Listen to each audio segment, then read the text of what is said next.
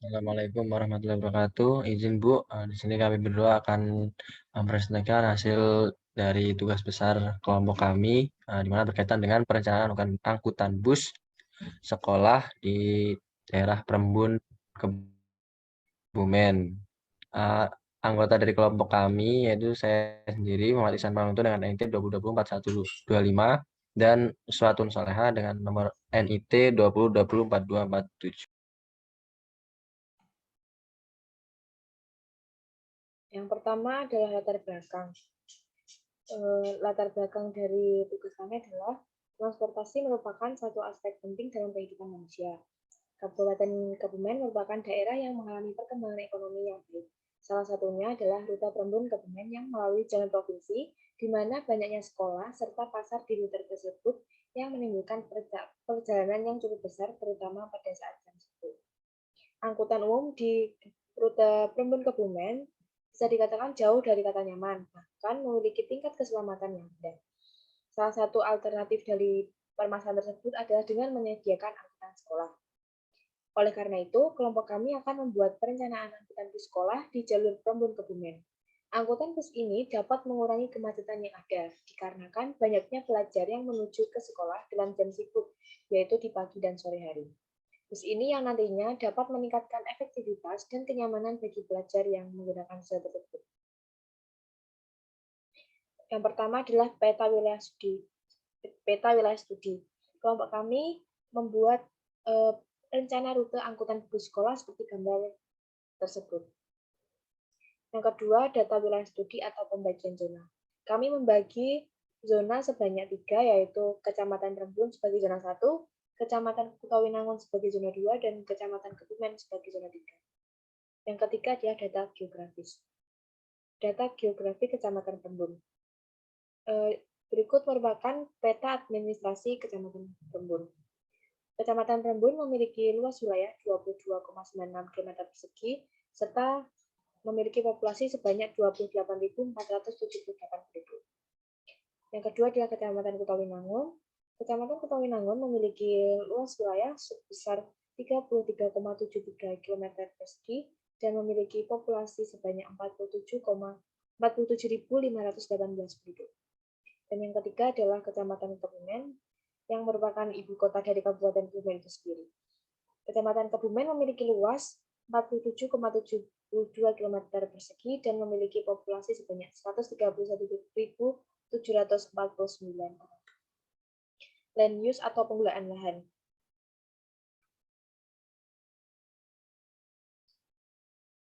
Untuk pola penggunaan lahan dari ketiga zona dapat dilihat dalam tabel berikut. Yang pertama, untuk zona 1 yaitu Kecamatan Perembun sebagai pemukiman, pendidikan, perdagangan, pertokohan, kesehatan, dan transportasi. Untuk zona kedua sebagai pemukiman, pendidikan, perdagangan, pertokohan, kesehatan, dan transportasi. Dan zona ketiga sebagai pemukiman, pendidikan, perdagangan, pertokohan, wisata, stasiun, olahraga, kesehatan, tempat ibadah, tempat wisata. Kuat tarik tiap zona. Untuk tiap zona kita mendata jumlah SD, SMP, dan SMA di tiap-tiap zona. Lalu didapatkan jumlah sebagai berikut. Jumlah dengan kuat tarik sebagai berikut. Kemudian perhitungan model. Setelah kami melakukan survei kepada penduduk di tiap-tiap zona, yaitu dengan membagi kuesioner sebanyak 10 kuesioner ke tiap-tiap zona, kami mendapatkan data sebagai berikut.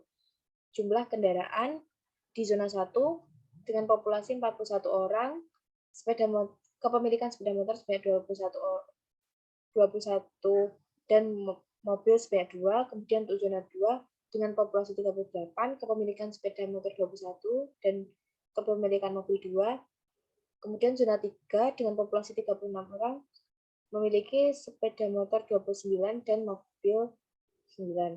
Kemudian untuk jumlah perjalanannya, di zona 1 terdapat 38 perjalanan sepeda motor dan 6 perjalanan mobil.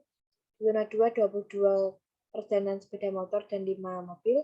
Kemudian di zona 3, 35 perjalanan sepeda motor dan 12 perjalanan mobil. Kemudian didapatkan trip production untuk sepeda motor per jam dan mobil per jam sebagai berikut.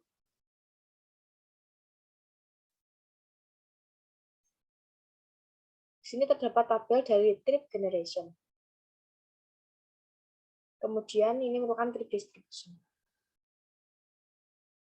Kemudian akan dilanjutkan oleh rekan saya Muhammad Ihsan Panuntun. Baik, selanjutnya di sini saya akan menjelaskan terkait metrik asal tujuan. Yang pertama itu dengan menggunakan metode analogi.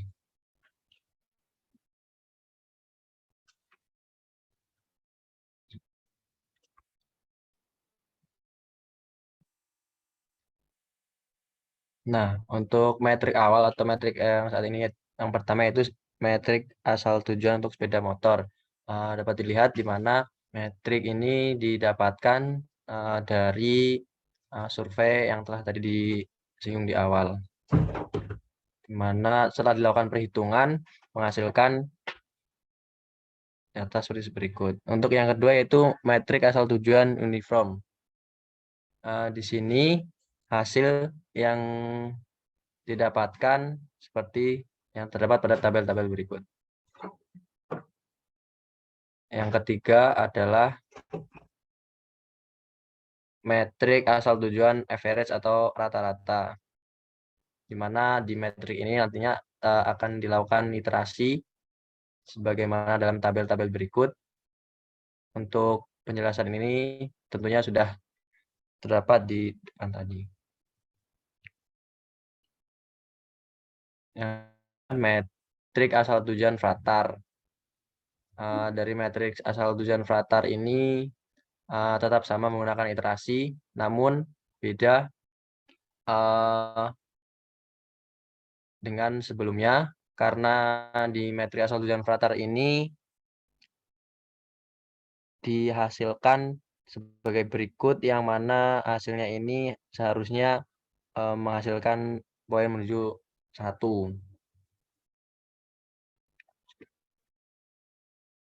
Yang ketiga adalah metode metrik asal tujuan Furness. Di sini dibagi menjadi 2, yaitu iterasi kanan, yang mana yang kanan ini menuju 1, dan iterasi bawah, yang mana bawah yang menuju 1. Di mana sampai dengan iterasi ke-29 dihasilkan dengan EI dan EJ-nya itu 0,51 dan 17,37. Yang terakhir adalah Detroit, metrik asal tujuan Detroit. Dari metrik asal tujuan Detroit ini dihasilkan hasil sebagai berikut dengan iterasi 1 sampai dengan 30.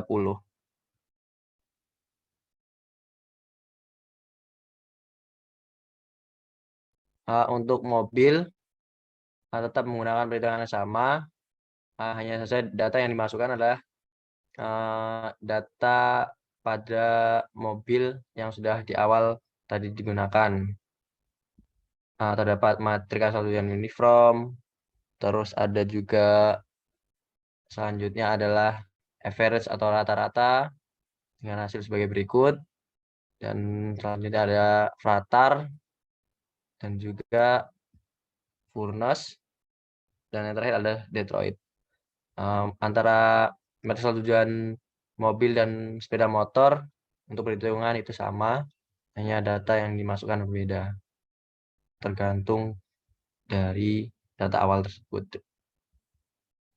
Selanjutnya akan dilanjutkan oleh Suatun Soleha Kemudian ada terkait dengan metode sintesis. asal tujuan dengan metode sintesis.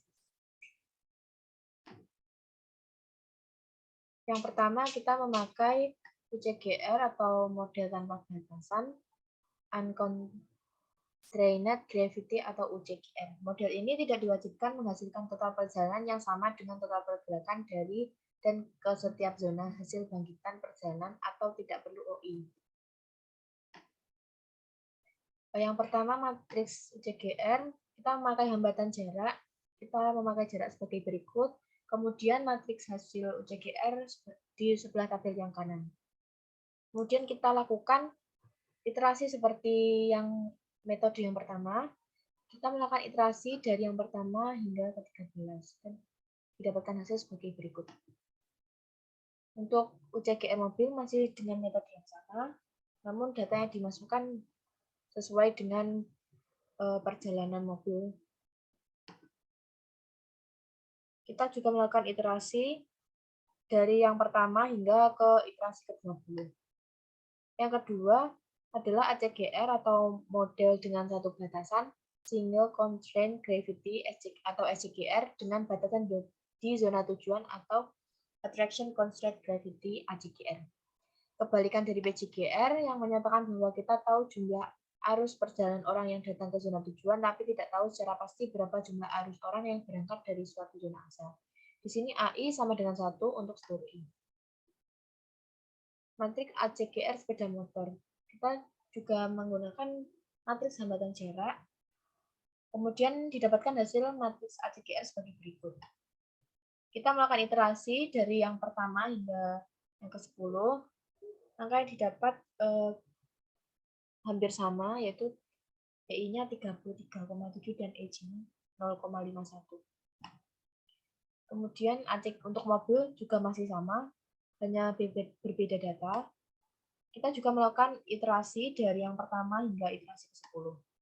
Yang ketiga ada PCGR atau model dengan satu batasan atau Single Constraint Gravity SCGR dengan batasan di zona asal I atau Production Constraint Gravity atau PCGR. Model ini menyatakan bahwa kita tahu jumlah arus orang yang pergi dari suatu zona dan tidak tahu secara pasti berapa arus orang yang tertarik atau menuju datang ke suatu zona.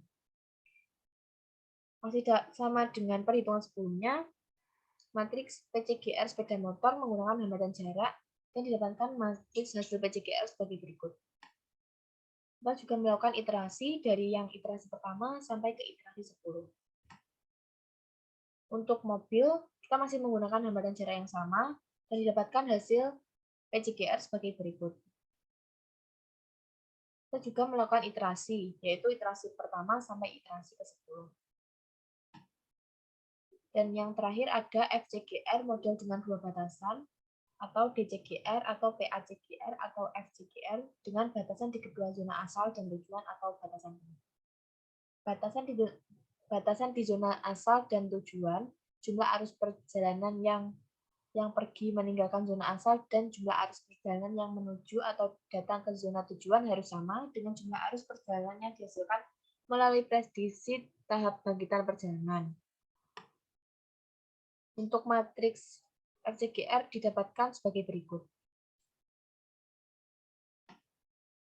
Nah, untuk FCGR ini melakukan dengan menggunakan pengulangan. Didapatkan pengulangan sebagai berikut. Kemudian kita lakukan iterasi dari yang pertama hingga ke iterasi 10. Begitu juga dengan matriks tujuan FCGR yang mobil, kita juga melakukan hal yang sama. Misalkan iterasi dari iterasi 1 sampai iterasi 10. Kemudian akan dilanjutkan oleh rekan saya, Muhammad Ihsan Pamimpin.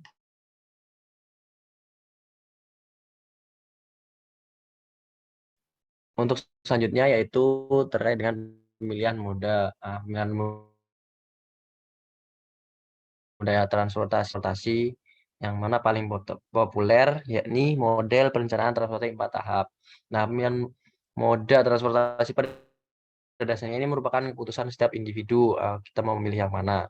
Nah, terdapat berbagai alternatif seperti tujuan perjalanan, harga tiket, dan waktu tempuh. Nah, dalam pemilihan moda ini, setiap orang itu memilih prioritas masing-masing. Lanjut.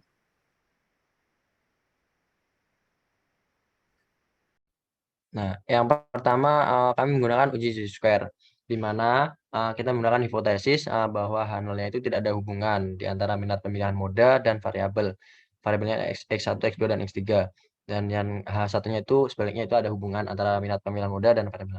Derajat signifikansi yang kami gunakan itu 5% atau 0,05. Alfanya 5% atau 0,5. Kriteria ujinya yaitu jika signifikannya kurang dari atau sama dengan alfa, maka H0 ditolak, dan sebaliknya. Bila H0 diterima, ini kesimpulannya tidak terdapat hubungan yang signifikan di antara kedua variabel yang sedang diuji. Nah, bila nilai ditolak itu maka ada hubungan secara signifikan di antara kedua variabel yang teruji tersebut. Selanjutnya, nah hasil dari perhitungan yang kami gunakan yaitu menggunakan SPSS ini menunjukkan p-value atau signifikannya kurang dari 5% atau kurang dari alfa. Nah, maka di sini halnya ditolak. Apa?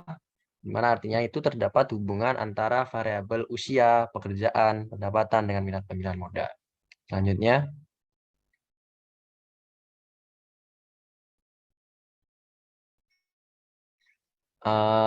lanjut menggunakan regresi logit biner. Di mana di regresi logit biner ini kita memunculkan case processing summary, di mana tersebut adalah ringkasan jumlah sampel yaitu sebanyak 115 sampel. Di atas adalah kode variabel dependent yaitu kategori tidak dengan kode O dan ya dengan kode 1 atau dengan kode 0 dan ya dengan kode 1. Oleh karena itu yang diberi kode 1 adalah tidak, maka za menjadi referensi atau efek dari sebab. Selanjutnya, menggunakan omnibus test atau yang digunakan selanjutnya itu omnibus test, di mana berdasarkan hasil perhitungan SPSS ini diperoleh 0,016 untuk signifikan yang pertama, yaitu kurang dari 0,05, maka H0 ditolak. Yang kedua sama 0,016 kurang dari 0,05 maka H0 ditolak, dan yang terakhir adalah 0,044 di mana semuanya adalah kurang dari 0,05 maka H0 semua ditolak. Nah, karena ditolak ini jadi usia, pekerjaan, dan pendapatan berpengaruh terhadap minat pemilihan moda transportasi bus sekolah. Selanjutnya, nah untuk metode uji yang kedua itu menggunakan uji WALT, di mana dalam uji WALT ini kita juga akan melihat apakah ada pengaruh dari masing-masing variabel tersebut. Yang pertama, berdasarkan hasil dari SPSS ini, untuk usia nilai WALT itu 0,180, nilai signifikansi 0,672, di mana lebih besar dari 0. Nah, di sini untuk usia itu tidak berpengaruh terhadap pemilihan moda bus sekolah, minat pemilih moda bus sekolah. Untuk selanjutnya adalah pekerjaan. Karena di sini juga sama, lebih besar dari 0,5, maka dalam pekerjaan ini tidak berpengaruh juga signifikan terhadap minat milih moda bus sekolah. Dan yang terakhir adalah pendapatan. Di dalam pendapatan ini juga nilai signifikannya itu lebih besar dari 0,5, maka tidak berpengaruh juga terhadap signifikannya terhadap minat milih moda bus sekolah. Pada uji WALT ini semuanya tidak terdapat pengaruh. Selanjutnya,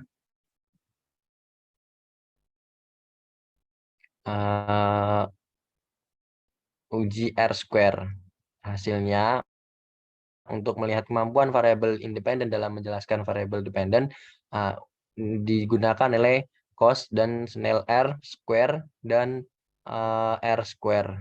Nilai-nilai tersebut disebut juga dengan pseudo R-square atau jika pada regresi linear OLS lebih dikenal dengan istilah R-square. Nah, nilainya ini yang menunjukkan bahwa kemampuan variabel independen dalam menjelaskan variabel dependen adalah sebesar 0,120 atau 12%, dan terdapat 100% dikurangi 12% yaitu 88% faktor lain di luar model yang menjelaskan variabel dependen tersebut. Selanjutnya adalah Hosmer and Emerson test. Nah, tes ini yaitu uji untuk menentukan apakah model yang dibentuk itu sudah tepat atau tidak. Nah, dikatakan tepat apabila tidak ada perbedaan signifikan antara model dengan nilai observasinya. Nah, nilai signifikan sebesar 0,473 itu lebih besar dari 0,5 sehingga H0 diterima, yang menunjukkan bahwa model dapat diterima dan pengujian hipotesis dapat dilakukan. Sebab ada perbedaan signifikan antara model dengan nilai observasinya. Selanjutnya,